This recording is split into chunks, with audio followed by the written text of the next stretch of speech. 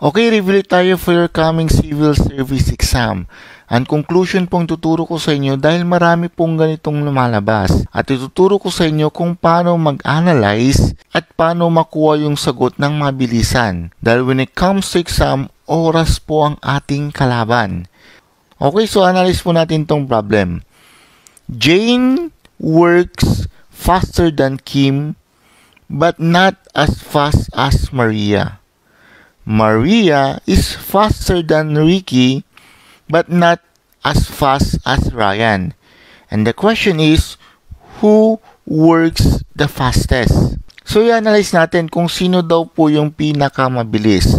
So ilagay natin sa pinakamataas kung sino po yung pinakamabilis at yung nasa baba, syempre yung pinakamabagal. Okay, so si Jane daw works faster than Kim. So meaning, nandito sa baba.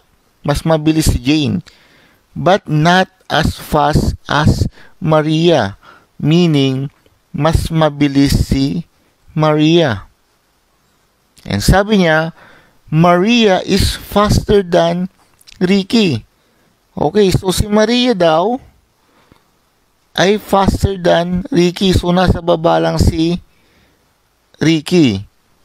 At sabi niya dito, but not as fast as Ryan. Meaning, mas mabilis si Ryan kaysa kay Maria. Okay, so yung Maria dito, same lang yan. And definitely, who works the fastest is itong si Ryan. Therefore, the answer is letter E. Okay. And always remember, pag mga ganitong conclusion, do not memorize the answer. Mas magandang matutunan yung konsepto kung paano nakuha po yung sagot. Para pag may encounter kayong ganitong problem, ay madali nyo na po itong masasagutan. And I hope may natutunan po ulit kayo sa ating video and follow for more tips, updates, and tutorials for your coming exam. God bless!